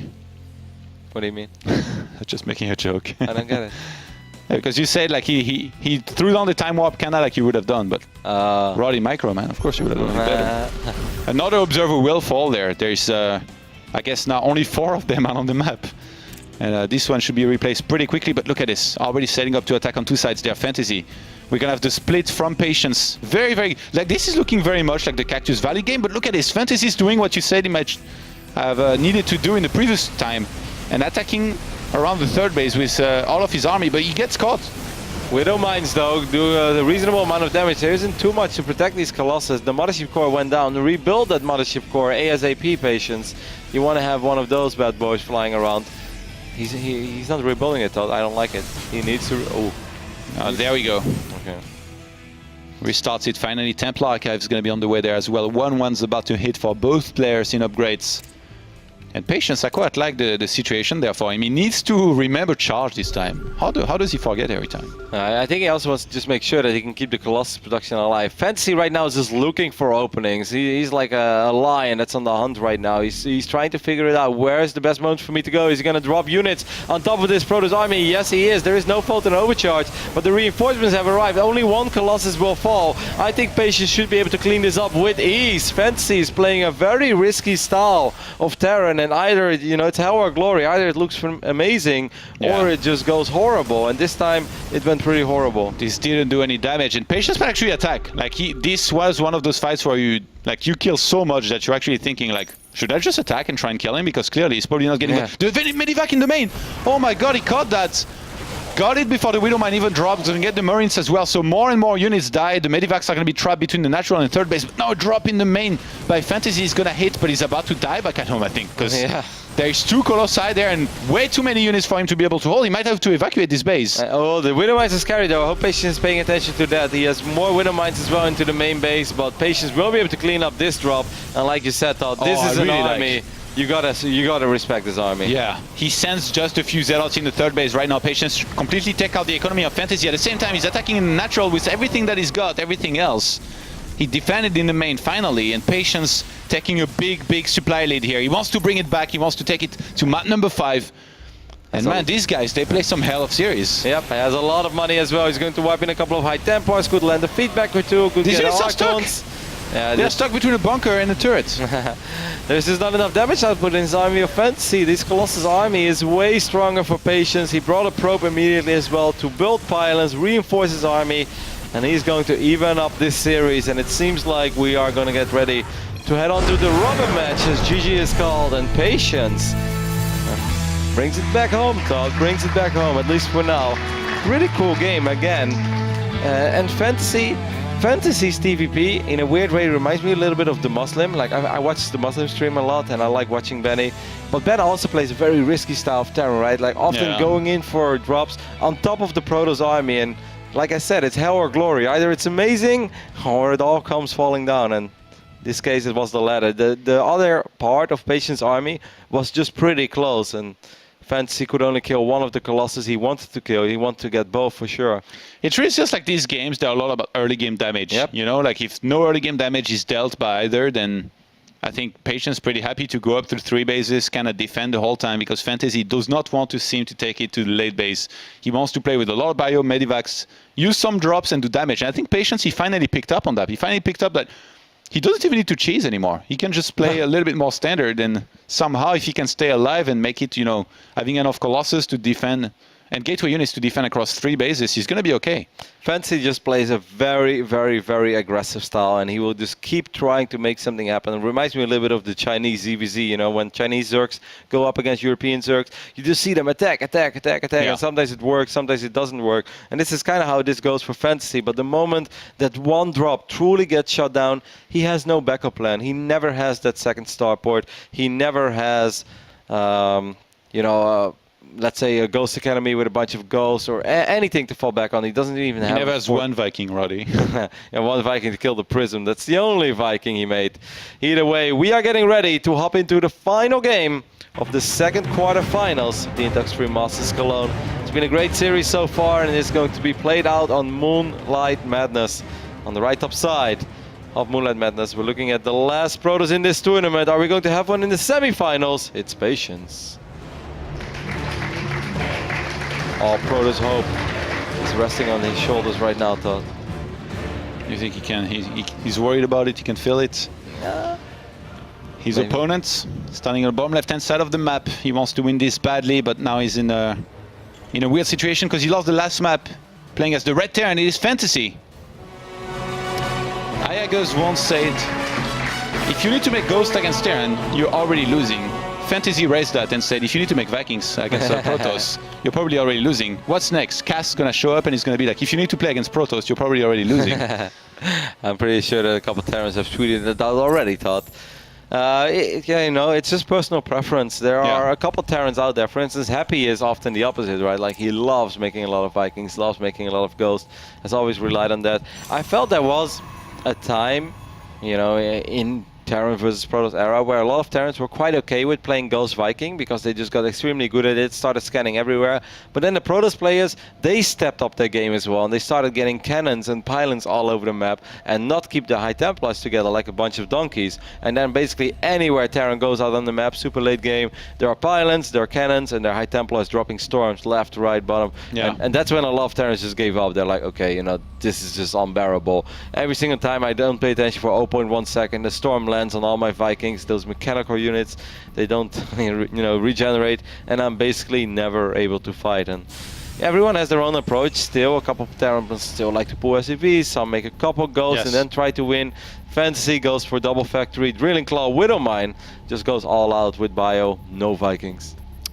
The last time that these two played, it was actually, they played Moonlight Madness as the first map. This time is the fifth one, and back then, Patience went for a Stargate opener, made a bunch of Phoenixes because he knew there was probably going to be some Widowmine drop. He defended very nicely at first, took a third base, but then got stretched apart against the drops of Fantasy and was forced into an attack, which eventually was defended. So Fantasy, last time that they met, he did win on that map, but that wasn't an easy win. And Patience, even though he had you know, a good build order, eventually Fantasy was able to win. So both players, I feel like they might try to make a lot of corrections already from the mistake that they made back then when they played each other. I like that build from Patience on this map though, Todd. I'm not a big Stargate player myself because, like I said, you know, my Stargate units always fly into Widowmines, but if you look at the main base, as Funka's showing us a little bit right now, there's so much dead airspace around the main base of Patience. So every single time a medevac flies in, picks up some units, he can just send it in a corner. It can just idle there forever. If there's no Stargate out on the map, then in Fantasy, you know, he's going to have a great time, and on a certain point, he can fly in to 3 bases at once, and it's going to be very, very tricky to defend. Absolutely. That Reaper is on a journey, by the way, like, going all the way around, making sure there is no proxy anywhere on the map. Did you say journey, Todd? Yeah. Don't stop believing. You know that song? No. You're just a small town boy? Oh, Todd, you need to work on your karaoke skills. Yeah, well, you know my taste in music. I don't like all that stuff that you listen to. Ah, you'd like Journey. You like a cheeky Journey song. So the Mothership Core flies across the map. Once again, by the way, Fantasy plays this super... Oh, okay, well, for Marines, Mothership has to be careful. But, you know, if he just rallies another Stalker across the map, is he doing that? There is something coming, right? Yep. I think this is so smart. I think Fantasy is going to be in a lot of trouble. Of course, this Reaper is going to be annoying. Those Hellions and Marines are going to take forever to finally come out. The Stalker was attacking the SCV there instead of the Marines. Patience needed to correct that. He's going to get at least one of the Marines. That's so big, Todd. He doesn't have to worry about it anymore. He can just rally Stalkers across the map. And I really think Fantasy is in so much trouble right now. Is the game going to end here immediately? Maybe not, but he should be able to deal so much economic damage. This is absolutely phenomenal for Patience. Ends up losing a Stalker, perhaps a tiny bit sloppy, but this Mothership Core is still doing a lot of damage. These SCVs are not mining. They have to be pulled, so that means they are not mining right now, and Fantasy is on the chase with 2 Stalkers there. More pressure is going to be applied, or does he go and defend? I don't think he should go and defend. He's chrono boosting out another Stalker there. He's bringing a probe. Why not? Even if you only have a single gateway, just get another Stalker there. He's actually getting another one behind this. So even 2 Stalkers by 2 here might be enough to really do some more damage. I like it. I like it a lot. He's like, kill those probes in the natural. I don't care. You're not going to get into the main base, mate. Pylon wall. The floodgates are closed. Fantasy has to, in my opinion, sacrifice his natural. I think he should give up on trying to defend this. Without a bunker on the low ground. If he gets the Mothership Core, this is big, but the pylon here will complete, and now Warp Gate just finished the gateways. They're ready to warp in, Roddy. Yeah, As soon as that pylon finishes, yeah, it doesn't really want to end up losing a Stalker. There we go, 2 more Stalkers being wiped in. 1 Stalker does fall. Fantasy's doing a pretty damn good job Yeah. so far. Patience has to make sure that bunker doesn't finish. You don't want that bunker on the low ground to finish, Patience. Your entire game plan right now relies on making sure there is no bunker on the low ground. the Medivac's actually headed across the map here to try and get some probe kills. And since the Mothership Core and every single unit is across the map for Patience, it's going to be really hard for him to actually defend. Yep, he's gonna take a lot of damage at home, but he's doing a lot of damage on the other side of the map as well. This game is just madness right now, but this Patience Stalker actually, count... is this a base trade? He's not defending at home. Yeah, I'm not sure what he's going to do. Did he cancel one of those pilots? Oh. I think he's gonna have to go home soon, actually, Todd. What is happening? Because the bunkers, I'm not sure if Oh, he these could have killed a bunkers... Hellion with the probe. He was close enough. I'm not sure if these bunkers are going to die. Yeah, he's just going back home. He's giving up the aggression there. Gonna whop in some Stalkers back at home. Finally get that Hellion. Both players Patience. have done so much economic damage. Yeah, but Fantasy is 28 SCVs against 26 probes. This is fantastic here for him. Already having that factory starport as well. He's gonna start an eBay. He God. knows that Patience might be getting desperate, and he starts an eBay as Patience starts the Twilight Council. Oh, and he's gonna pick up these 4 Hellions. He's gonna fly these 4 Hellions into the main base. And Patience has almost no units there, Todd. He has like 1 or 2 Stalkers. This could be an absolute probe massacre. And I thought it was looking very promising for That's Patience. actually, that's maybe bad that he starts that 3rd command center, because Patience still wants to be aggressive with the Stalkers. But these Hellions in the main base though, they're Yeah. going to kill so freaking much. They might potentially kill everything. Patience got a sees it few right Stalkers now. there. They line up. Line them up. Oh my god, 11 probes gone down already, and it's not even over yet. Photon overcharge is not it's not needed anymore because you've already lost 14 workers. Do you think that the Stalkers across the map can do a lot? I think they can, because They need starting to- a 3rd CC there was very eager. They need to do more than a lot, Todd. They pretty much need to win the game right now. If I'm Patience, I F2A because there's no transitioning Yeah, from he's 16 got probes. 16 probes against 36. All right. And now he's going to get right in there, get the steam pipe. That's a good start, but now SCVs are going to be pulled. Yep. Fantasy knows that if he defends this, he's won the game. Yep, but is he going to be able to defend it though? No stim makes it a little bit tricky. Marauder can die. You have to pick up those Marauders, Fantasy. You got to be extremely careful. Oh god, this is so close. I have absolutely no idea how this is going to go, but I actually think Patience... Oh, if he scans for the Observer! Oh my god, that mine shot did so much damage. Yeah, that was massive. Another Stalker stuck on the left-hand side there. He's trying to regroup with that. And I think Patience, he has no plan into getting basically any other kind of probes their economy. He needs to make only Stalkers, try and finish the game right now. Is he gonna scan? Is he gonna scan for the Observer? No, he doesn't scan in time. Patience could still win this because there is no stim pack, there are almost no Marauders, and most importantly, Todd, there is no bunker over here. Steam pack restarted, but the warp. kiting's gonna begin there. There's no time warp available, not enough energy just yet for Patience. He's gonna be kiting this. I still think that Patience is winning this, Todd. I know he's down in supply, I know he has no probes, but how is Fantasy supposed to build up an army? Every single unit that pops is dying. That 3rd CC was, I think, a big mistake, and right now he's struggling to try and defend. I almost feel like he has to try to kill the Observer, so there's no more high ground vision, so So there's maybe... 2 now, though. Oh well, I mean, I think a single scan, like high ground vision is everything over here for Patience. He has only 3 Marines. Pick up the... Okay, he's microing the medevac a little bit there. Good micro, of course. Good focus fire on both sides. Kill the rocks. Oh, no. Widowmine's gonna shoot at the Zealot and kill the SBs. Kills one of the Observers as well, but there's one Wow. more Observer left. And there's actually a scan available here right now. Killing If he the- has to kill that, Widow Mines. Kill the Observer, Fantasy. If you kill the Observer, then I think you can stabilize. And behind his Patience actually restarted pro production. I think he's gonna get the Dark Shrine. Yeah, there we go. He knows that the economy of Fantasy is being weakened, but I think Fantasy still has Scan. enough to get turrets, and he's getting the 3rd orbital now. Fantasy taking a great option of the victory there. Did he get both? Because I think there was another Observer flying there. No, but yeah. the first one died already before from the Widow Mine. Yeah, I know, but then another one flew in. I think he just killed 2 Observers with a single scan. Oh my god, yeah, because he has no more Observers on the map and 2 Observers, and 1 more Observer was flying in. So with 1 scan, Fantasy kills 2 Observers there. With a triple CC, suddenly, I don't if he think... gets the turrets. Fantasy should have, or excuse me, a Patience, in my opinion, should have never transitioned. He should have kept on trying, Todd. The moment you give Fantasy time to get 4, 5, 6 Marauders, this game is over, and this game will be over soon. Stimpack is finishing up. The Marauder count is too high. Patience has no money. Fantasy is on triple CC. That got so close. What a wild game 5. Yeah, 24 probes to 38 SCVs here right now, and the Dark Shrine is going to finish in a second. There's still a pylon here on the right-hand side, and turret is going... I really like the turret placement, to be honest. Instead of putting it in the middle line, kind of like in the middle of those buildings there, I guess SCVs will take longer to regen that and repair it, but regardless, in this game, Fantasy has got so much army. With 34 against 21, he's going to move across the map. We don't have a photon overcharge available yet. It's 91 energy here on that mothership core. Yeah, he will have photon overcharge soon, and the Dark Templars may do something, but it's triple CC, man. He can scan for days. Getting followed. He could actually just kill these Marines, by the way. Fantasy across the map, starting to do some damage. Photon overcharge was finally there and used. And Immortals on the way. How much damage are these Dark Templars doing? Once again, triple orbital command center. Plenty of scans should be available. Fantasy is losing a couple SCVs here and there, but Stim Bio is on the field. Combat Shield almost done as well, so it's actually going to be pretty damn strong. Colossus tech is nowhere inside.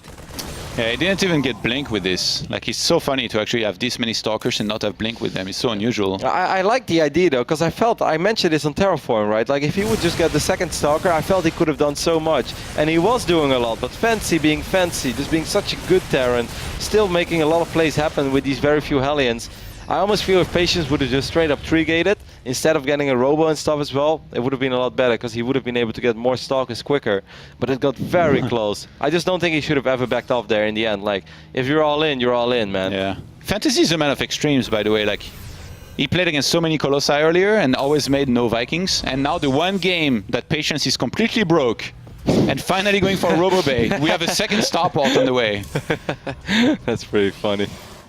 Maybe he's worried that, you know, Patience makes a silly single Colossus or two Colossus, two base all in with a bunch of force fields. And I think Fantasy just went into emergency mode. He's like, what can I lose to? He's like, yeah, DT is probably likely get some turrets. No. What about Colossus transition? I don't want to lose again with a lot of bio on the ground, just losing everything. So gets a second Starport, and then that next fight is going to go for, I'm afraid it's going to be a total walkover, man. I love that you say that, Todd, because I think that's very important. And that's sometimes that a lot of people forget when you're playing StarCraft. If you're very far ahead, if you know you're very far ahead, just ask yourself the question, what can I still lose to? And like you said it, man, got the missile turrets against DTs.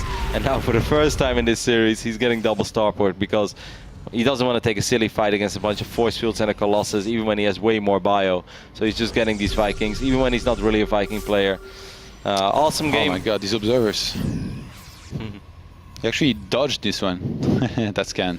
Made it out of there. Patience. It's his observer very nicely, but this army is so massive that even if there was, like, I feel like 3 Colossi, they might just crush through anyway with like some drop on top and a good attack. There is a few force fields available though. But Patience, he's just in so much trouble. He's trying to get to Blink and Colossus tech. The first one is going to be out here in a moment. Fantasy. He's scanning all over the place. He sees the entire other side of the map there right now. I mean, you could always still... Oh, I like this. He's faking it. He's faking it. Oh, Fantasy with the plays. Look at them. It's a magnet. He's going to chase these medevac. This is so cool, Todd. This is a ridiculously cool play by Fantasy. All of them are empty Patience, but your natural is gone. You're going to end up losing that natural. That's so cool. GG is called. Fantasy wins the series.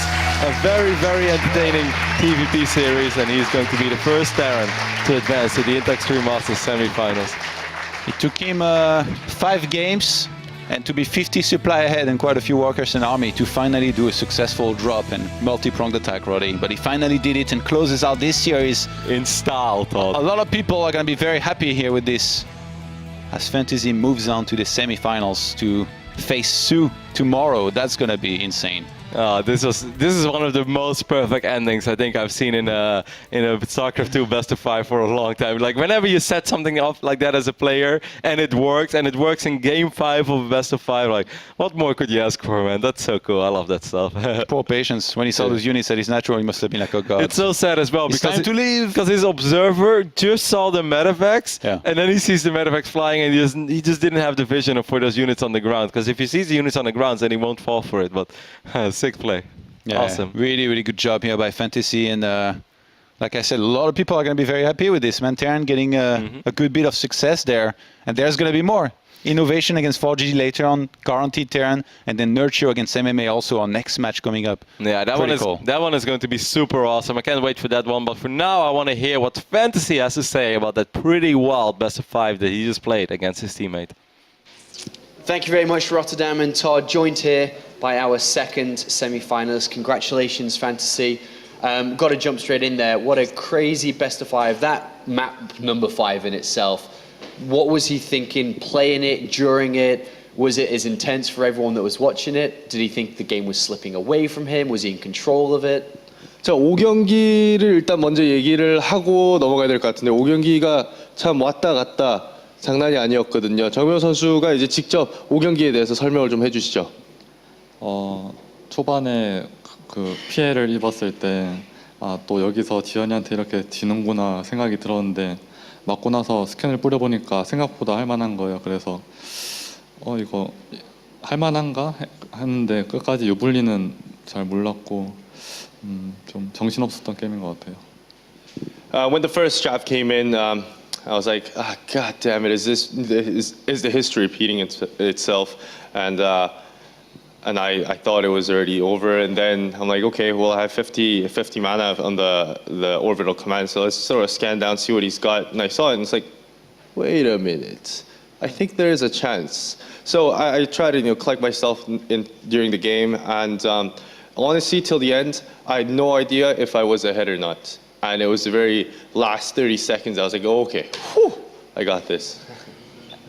I did have a couple of questions about the styles that Fantasy played here. The first one was about the Hellions. A lot of Hellions were, I think, the linchpin unit in the early game for the success there. Was this something that you thought Patience would be weak against, rather than committing more to Widow Mines?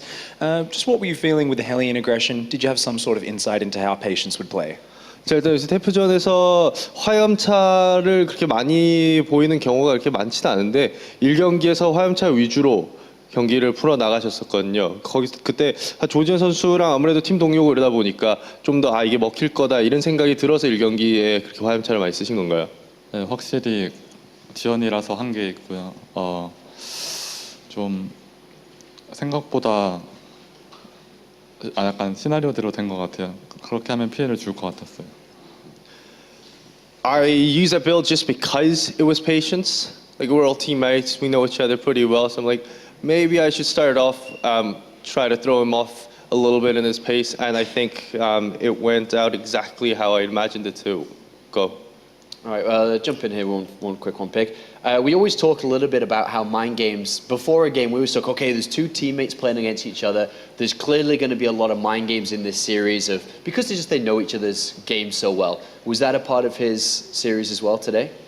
전반적으로 오늘 오전제를 하면서 팀 동료다 보니까 조지현 선수가 일단 판자기에 대해서 내가 지금까지 조지현 선수한테 얘기 안 했었던, 상의하지 않았었던 이런 거 위주로 좀 풀어나가야 되겠다 이런 생각을 많이 갖고 오전제를 시작을 하셨었나요?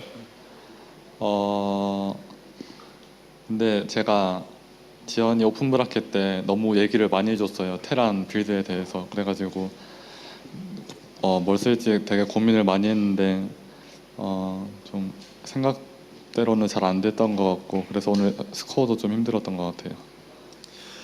Overall, up until this point, when Patience was participating in the qualifiers and everything, I actually gave him a lot of feedbacks on how he should be tackling TvP.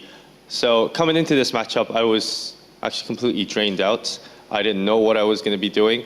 So I was kind of going, a match at a time, but overall, obviously what I wanted to do is throw him off in the first set, see how it goes, and then think about the next map and the map after. And maybe because of that under preparation, if you could even call it, I think that's why the game was kind of a little bit lengthy, a little bit loose overall in all the best of fives.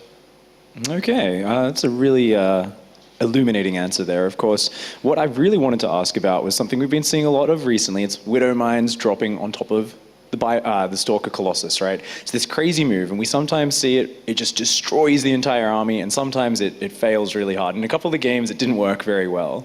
And I just wanted to hear Fantasy's thoughts on mainly that, first of all, the Cactus Valley game. When it didn't work out, did he feel like Patience was just too far ahead? Was his army too big? Could he have executed it better?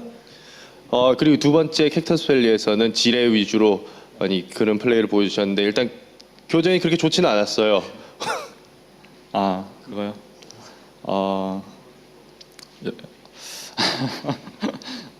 영어로 해야 돼요. In morning, I watched the GSL Marus game, and it looks very funny. So it's my first without mind play, so it's not perfect, maybe. Oh, okay, thank you. Thank you very much for that, Fantasy. Of course, there was a few other times we did that. I was going to ask for more follow-up questions on that, but considering it was a bit of a spur-of-the-moment thing, not too much, I guess, technical analysis, going off that instinctive move, the game was almost kind of getting out of control there. I just wanted to ask about the mindset. After Cactus Valley, things started to get out of control a little bit after a very strong start. Was there a point where he was very worried going into Game 5 about it slipping away? I wasn't too sure because he's like, oh, I get everything, and then he doesn't. Right. So let me translate this. 일단 첫 경기는 어떻게 보기엔 좀 압도적으로 좀 승리를 좀 따냈었던 것 같고 두 번째 경기에서도 유리했었던 거를 교전 실수를 하면서 좀 내줬었는데 그러면서 약간 멘탈이 좀 흔들리지 않았었나 경기 내적으로 그런 잔실수란지 이런 걸 많이 봤었거든요. 그래서 다섯 번째 이제 매치에 들어가면서 약간 좀 불안하다든지 이러다가 진짜 또 지는 건 아닌가 이런 그런 걱정이나 그런 걸 어떻게 이제 리커버를 하면서 게임을 들어갔는지요? 일단 게임을 계속하면서 느낀 거는 지현이가 수비가 너무 좋은 거예요. 그래가지고 이거 다섯 번째까지 똑같이 하다간 똑같이 지겠다 싶어서 다섯 번째는 바이킹을 빨리 뽑아야겠다고 생각하고 게임했어요.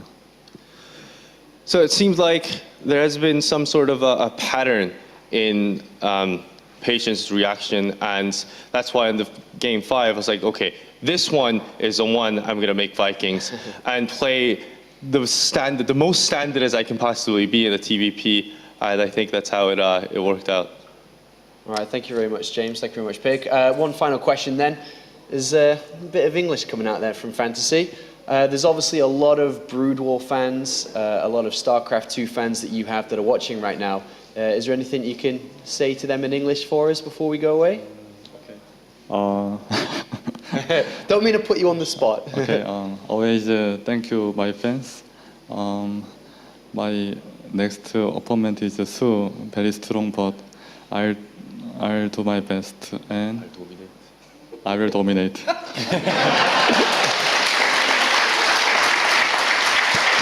Ladies and gentlemen, Fantasy, our second semi-finalist going through to playing on Championship Sunday. We can check in with the bracket really fast here as we have 2 players through, but that means we have 2 best-of-5s remaining for today. As you can see on screen, Sue and Fantasy is the first semi-finalist for tomorrow.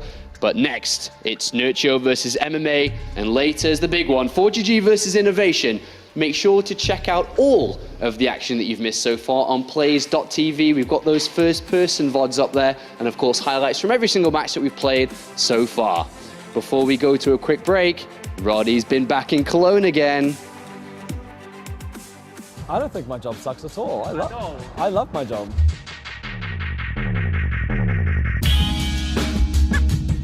Any problems a player has, they generally come to me first, whether it's at the event with their PC or if they've got problems with the hotel, their flights. Yeah, a babysitter is probably a bit demeaning to the players, but yeah, certainly I manage the players. Yeah, apparently a technical issue with the computer, but I'm sure Graham is on it.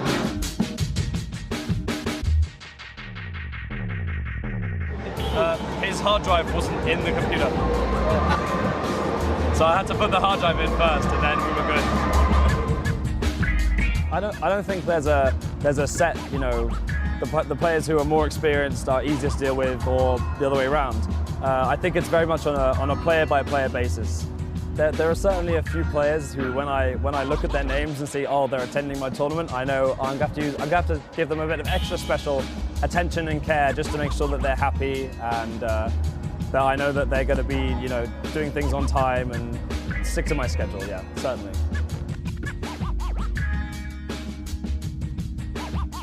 Yeah, everything looks good. Classic just needs like 5 minutes to warm up, and then we should be starting. That's good. Leave mouse wheel. Mouse wheel.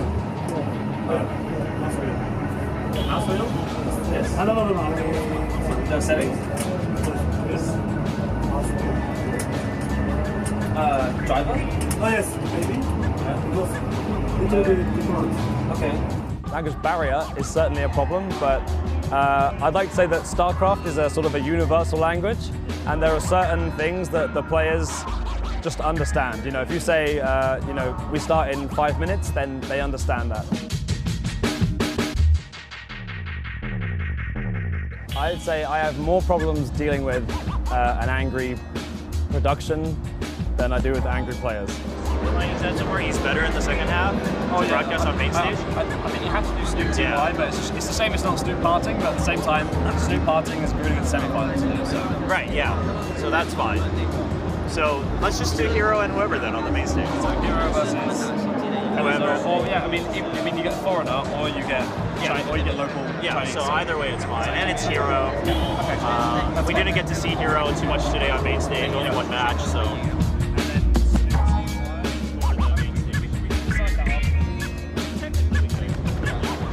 Okay, sounds great. Cool, thank you.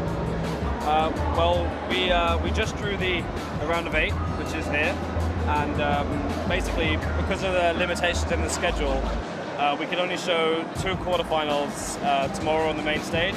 So I was just discussing with Will which matches he thinks would be the best to show on the main stage and which ones to have off stage.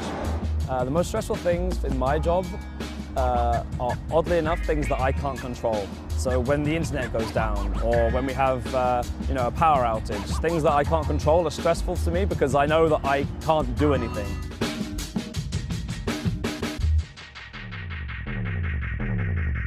I am done for the day. We are all done for the day. Half an hour ahead of schedule. Perfect.